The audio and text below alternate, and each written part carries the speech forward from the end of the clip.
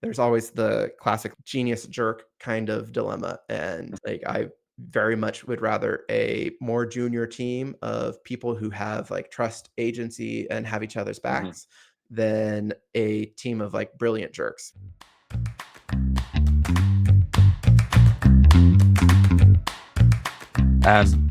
All right.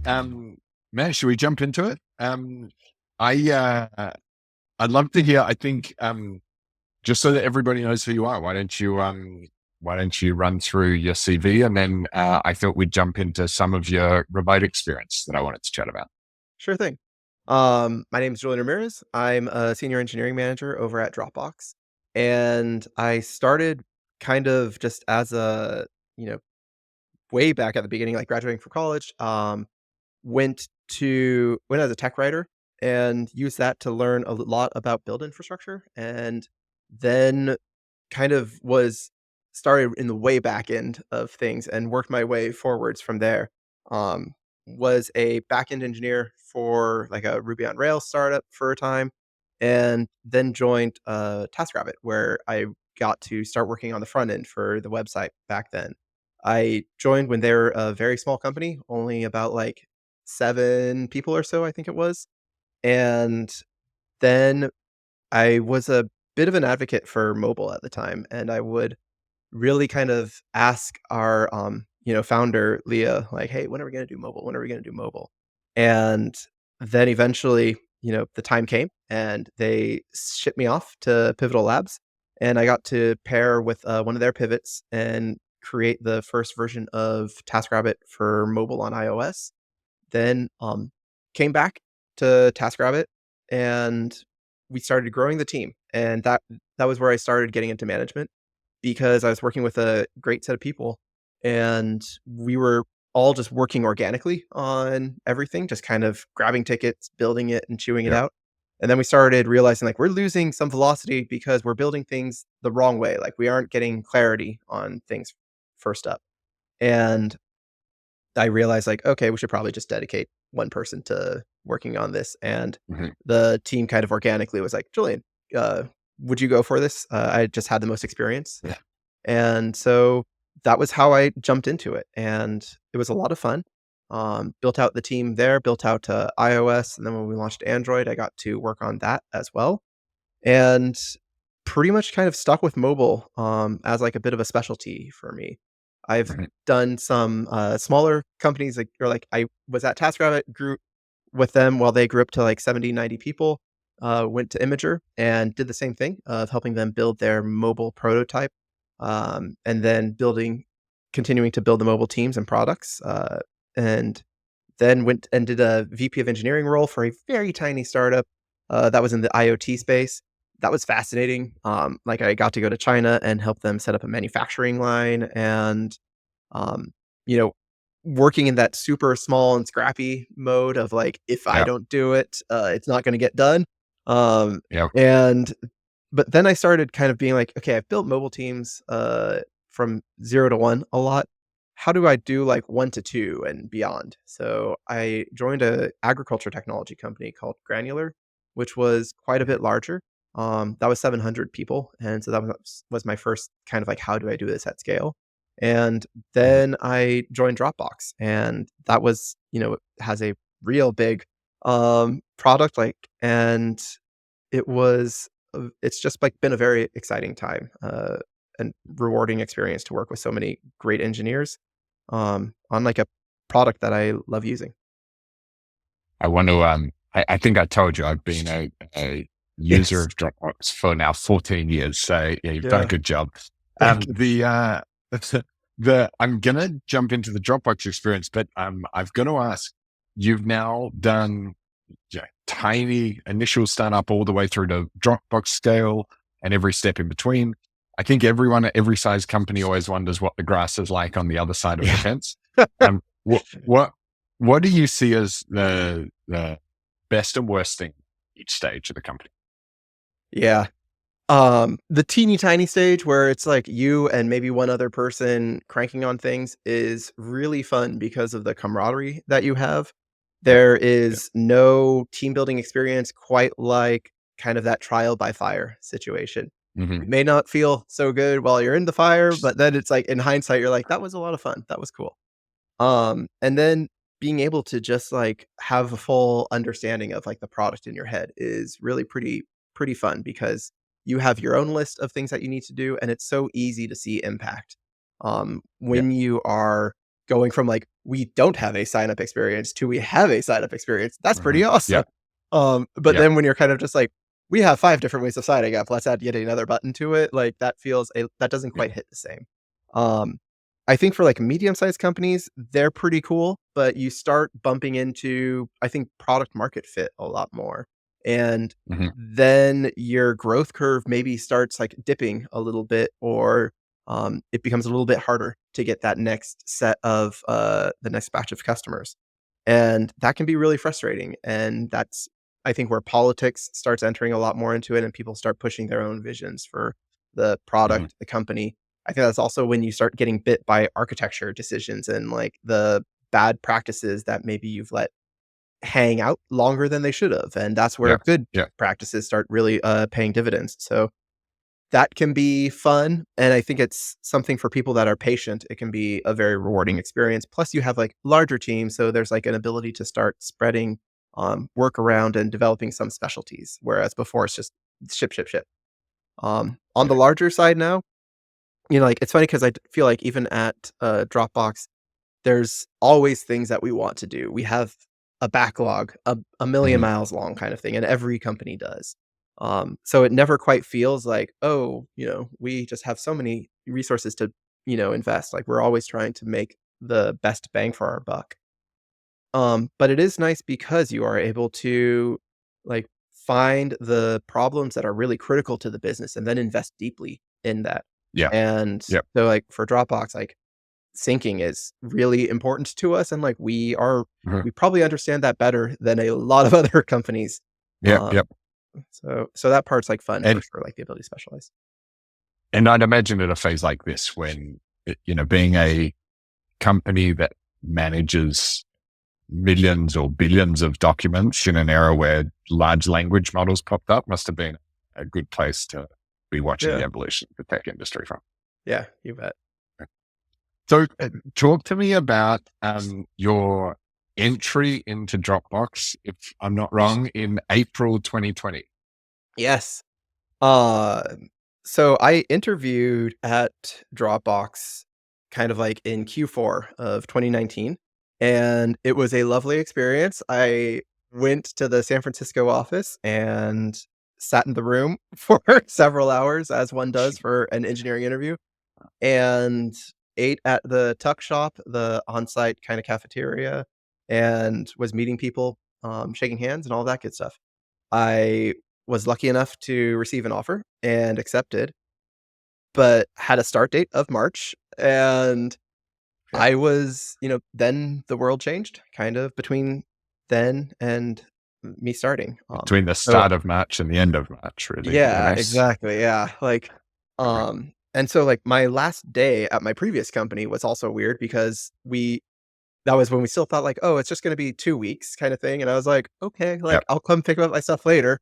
Um Ended up, like, never going back to that office, which was wild, especially because like, I didn't fully Yep. clean out my cubicle, so that was rough. And then I was part of the second virtual first, as we would go on to call it, cohort with Dropbox, and that was that was interesting, like, going through building evacuation training Yeah. and seeing about, some of the tools that we had for, like, seeing what the lunch menu was going to be and stuff like that. Obviously, wouldn't need that. And Oh, yeah. a few months later, Dropbox was able to make the decision of like, "Actually, I think we're doing okay. I think we're doing okay without the offices, and I think we're gonna double down on this." And it was interesting to go from, like, this teeter-tottering, space of, like, will we be going back into an office or won't we? And to Yep. get clarity relatively quickly about, like, no, we're gonna be staying remote, we're gonna call it virtual first, and that was the start of an ability to invest a lot into that kind of, area. That's one of the areas I wanted to dig deeper into. So you went from managing teams in person to Yeah. it's now been, since COVID, managing remote. What have you changed? Or are there any tactics that you use now that you didn't use before that you think make you more effective at managing remotely? Yeah. Yeah. I was really cranky when we first announced the Switch. Like, I was very much a in-person kind of manager. Like, I Yeah. enjoyed getting energy from like my team, and I enjoyed being able to collaborate Mhm. on whiteboards with PMs and everyone. And we Yep. tried a lot of just take your meetings but put it on Zoom kind of thinking Yeah. initially, and that doesn't really work. Like, I think of Mhm. that as like Yeah. phase one for it. And definitely, like, over time, we've had to adapt and change the styles, and I think one of the key things has been, like, synchronous versus asynchronous conversations. Like, what are Hmm. the conversations that we would have just with everyone in the office all at once that are actually just fine to have asynchronously through Slack Yep. or documents or, stuff like that? And that's been one of the biggest wins, and I think even culturally, like, in meetings, we'll have, kind of the phrase of, like, "Hey, let's just work on this async." And it's Yep. kind of knowing, like, I can tag you in a document for a comment, or I can put a checkbox for you to mark, and And you'll get that it. Yeah. is yeah, that is, like, the way that we will get confirmation on things. Um the other thing is just really leaning into what we've often spoken a lot about, but I think have lacked the rigor or the actual discipline to lean into, which is looking at the results of the teams.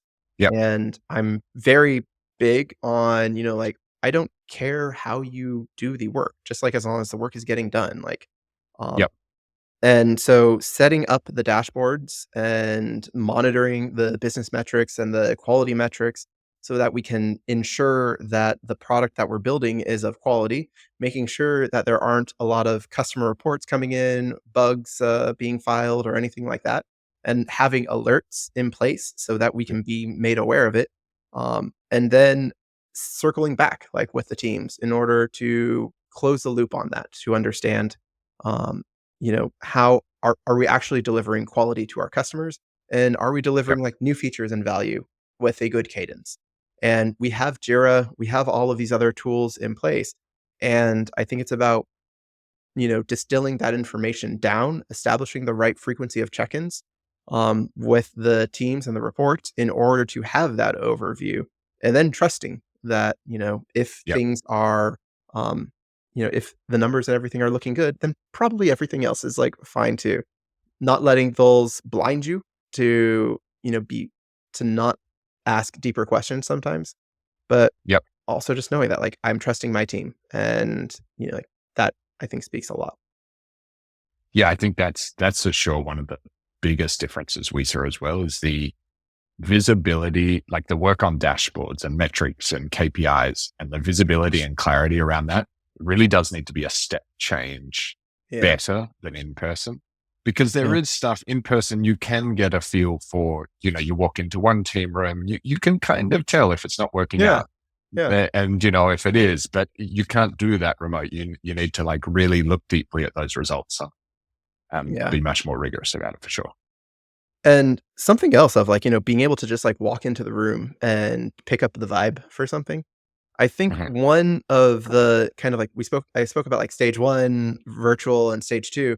I think stage 3 is starting to realize what are the meetings and the cadences, the rituals that we have in order to kind of avoid over isolation of things, Yep. and how do we foster culture in like a remote world? Because I think one of the dangers of Zoom is that like it's kind of an explicit thing where like only the people who Mhm. have the invite on their calendar are able to even join that meeting, and it Yep. can cut down on the serendipity that happens so much kind of in the, water cooler chats, so to say. Yep. And I think something that we've been starting to, iterate on as well is like what are just the heartbeat kind of meetings that we need to have. Mhm. And so for like mobile, we will have just all of like the mobile people, like all the thought leaders in the company there come together with like a regular cadence. And one of the things we've realized is like sometimes we don't have a lot to discuss. And that's Yep. fine. Sometimes the meeting ends very early. sometimes we have a lot to discuss and it goes over. But also sometimes we don't think we're gonna be discussing anything and it ends up taking the whole time, and we've all been in I meetings like like that. that. Yeah. But it's kind of like knowing that you have the time to check in on things, and then you even asking running through the motions can be really helpful because it will surface the things where someone will be like, "Hey, wait a minute, like, what did you just say?" And Yeah. those Yep. are the things that are really important to keep up, as well as just keeping, like, everyone roughly familiar with each other, like, who are the other players in the game that you're gonna be Yep. collaborating with, because then when you do run into a a difficult conversation, you have that rapport already established because, you want to have that before you need it kind of thing. Yep.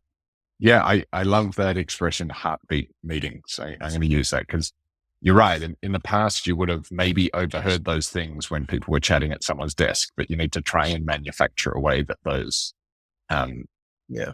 non-official bits of information change. Um, Yeah. do you get people together in person Yeah. ever? How do you manage that?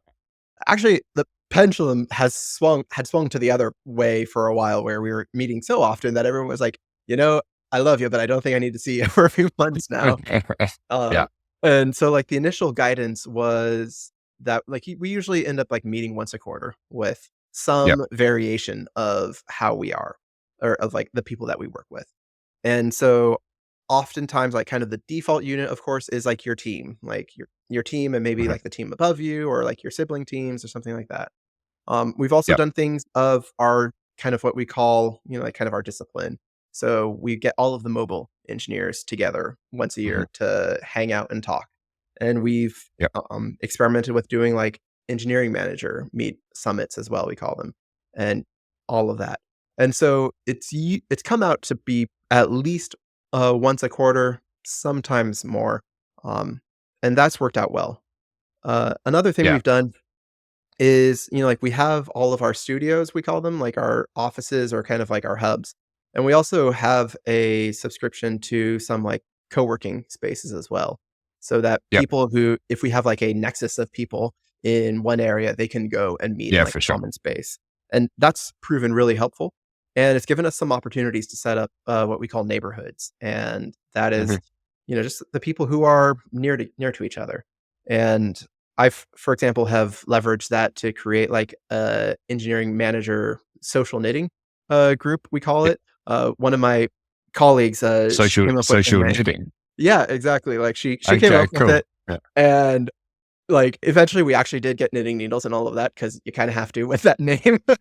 But we were we've meet once a month, and it is, again, just like the same kind of it's a heartbeat meeting, so it's just like, "What's Yeah. going on?" Usually, we talk about whatever the topic du jour is. So, like, when we're doing performance reviews, we're talking about, like, what's the latest process? How is everyone doing with that? When it's, like, quarter planning, we'll be talking about that, or, during the holidays, we'll be Yeah. talking about what we're up to there. And that has been a great tool, both professionally and personally, because it's helped me like, get some great relationships with people who are nearby, me, and I've Yeah. made some great friends through it, and professionally, it's been great as well because there are some people where, like, I've only met them through knitting for, like, a few Mhm. years now, but, inevitably, you end up working on new projects, and then when we Yeah. are like, "Hey, we get to actually work together this time," it's kinda like we're starting from a foundation of trust. Yeah. Yeah. I really like that, start from foundation of trust. It's always hard when you go into a relationship like, "No, we're gonna work together. Let's become friends." It's not that you're doing. But Yeah. like having a bit of, especially in our case, I imagine Dropbox is similar. We have in one of the teams, there's people from 4 different countries. And so them just having hung out and had after work drinks together is Yeah. useful so that then when they chat, they're like, okay, you're not a bad person. We're trying to achieve the same thing. Yeah. Yeah. I think one of the things that I love about the Dropbox culture has been that we really want to create the right thing for the customer.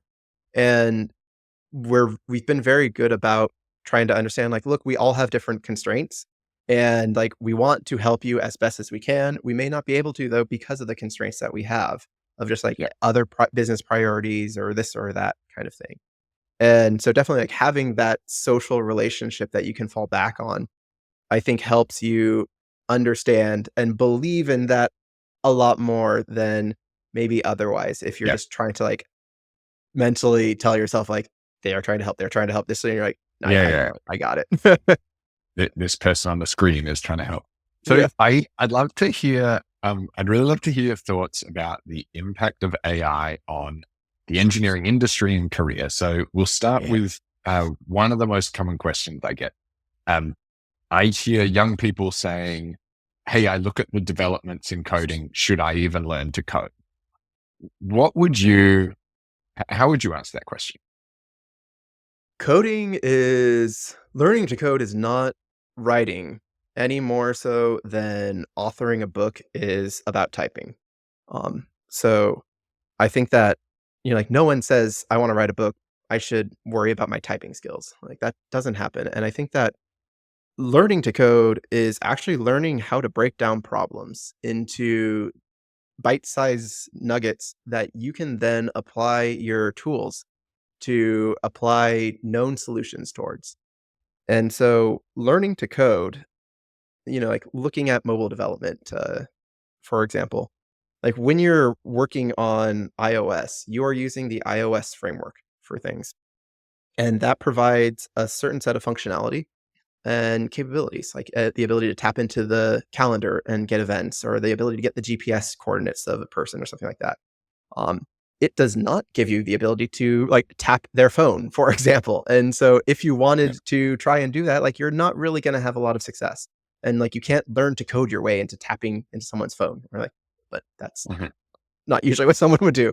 Um, and so I would definitely encourage people getting into the field to continue to, like, learn how to code because it is putting into practice the it is like the concrete manifestation of taking a concept and breaking it down into a bite-sized problem.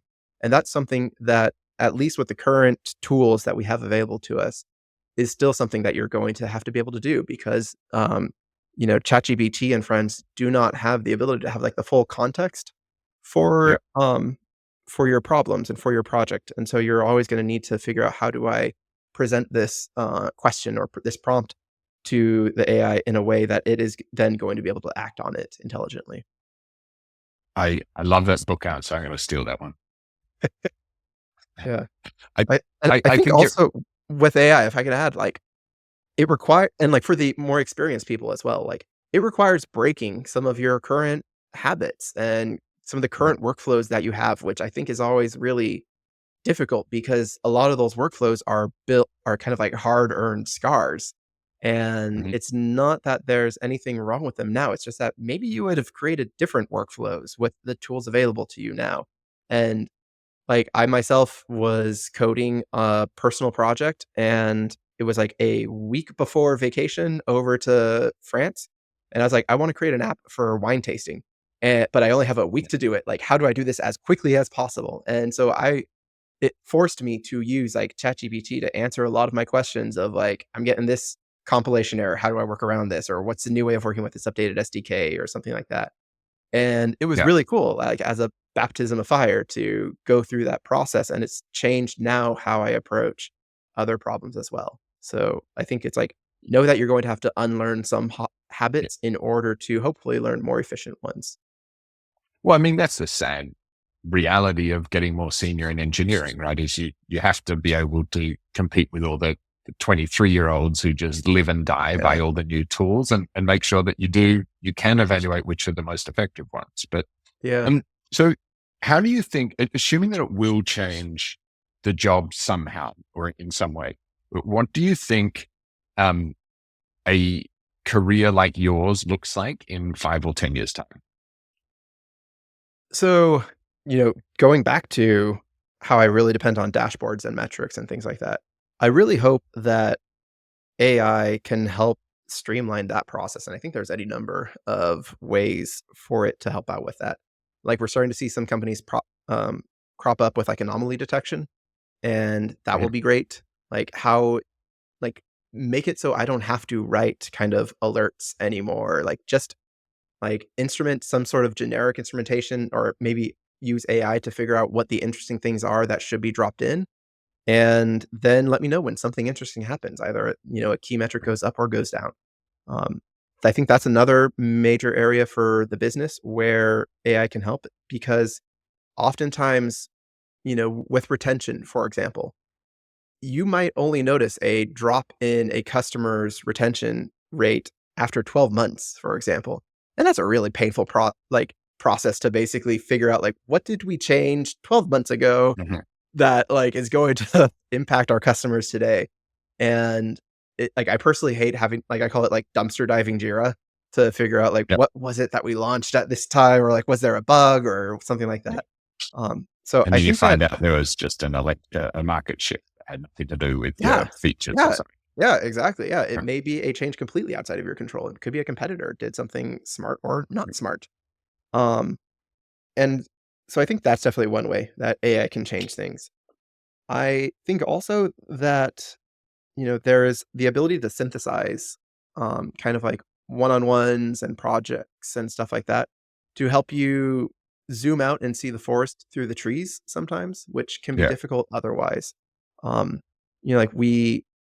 I think one very concrete part of it is in like giving feedback, for example. I think people often struggle to give concrete feedback um, to their teammates. And so creating tools that can Mhm. help with that. And I think that that's an area where we're starting to see some iteration on things Yeah. as well. Yeah. Look, I really like that. Um, the answer to that question is so often pretty generic, but I guess if I look into what you're saying, what the LLMs can do is they can take massive more amounts of written data and condense it into something that you can understand. And so it makes total sense that, you can imagine scanning everything you're doing as well as all the metrics, as well as information that's out there in the market and kind of alerting you like, hey, this is a danger signal that we've seen before. It's a much more practical, like you can see that functionality. Someone will build that into Yeah. Yeah. monitoring systems. Yeah. So, so I want to ask, this is a question that I ask as many people as I can. And um, it's about the difference. I'd love to know what you think separates a really world-class team, engineering team from just an okay engineering team. And I think the reason I'm really interested in your response is I think a lot of people in startups or mid-sized companies are thinking, look, one day when we have a brand and resources as strong as a company like Dropbox, we'll be able to then invest to make a really world-class team. Yeah. What do you think are the things that are required to build a really world-class team? Trust and agency are, I think, some of the major things that I look for in high performing teams. And so, like agency is the ability for the teams to recognize that something is not going right and to fix it themselves and to just kind of organically come together and then go and tackle that problem. It could be that, hey, we think this project is starting to go sideways. And so the team, organically figuring out like, so we reached out to a partner team and asked them if they could redo an API or so we swung more people over from a less important project and we just deprioritized that in order Mhm. to focus on this, which we know is super important. Um, or, like during roadmap planning, just proactively flagging like, hey, we should probably work on this because next quarter there might be a, new version of iOS that requires us to leverage, blah, blah, blah, blah, blah. So I think teams that have that sense of agency and that sense of ownership for their domain is something that is very difficult to be taught. And Yeah. um, when they have it, I think it's the same thing that like you look for in founders and like, that sense of entrepreneurism of like, I own this and I will work to like execute it successfully. Another thing was, just like that trust.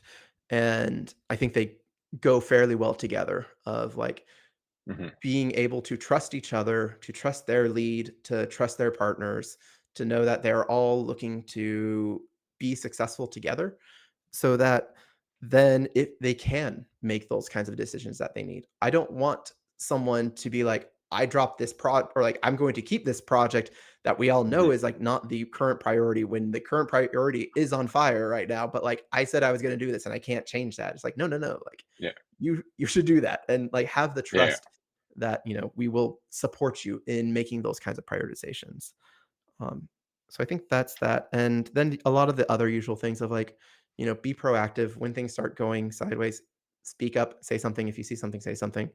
Um, I think a lot of those things are often significantly more important than, like, technical depth or anything like Yeah. that. Like, there's always the classic, like, genius jerk kind of dilemma. And, Mhm. like, I very much would rather a more junior team of people who have, like, trust agency and have each other's Mhm. backs than a team of, like, brilliant jerks, because they will just be fighting each other all day long and Yeah. undoing each Yeah. other's commits and stuff like that. So I think those are definitely hallmarks for high performing teams for me. I suspect they're also um, beacons as to whether you feel like you've recruited the right team or not. Because if you don't trust your team, it's really a sign. Yeah. Okay, maybe you should go back to the recruiting table and find one that you do trust. It's an indicator that you're not quite there. So, Julian, what's the best way if people want to get in contact? What's the best way to reach out to Yeah, I am not super active on social media, but if people wanna get a hold of me, I do check LinkedIn, probably. So please go ahead and find me. I think my name there is just like Julian R, but if you look for Julian Ramirez, it'll be right there. you? Post it there. Well, I'm going to assume then you're mentally healthy because we all know that seems like a better way to live. Thanks for coming on, man. Yeah, my pleasure. Thank you so much for having me.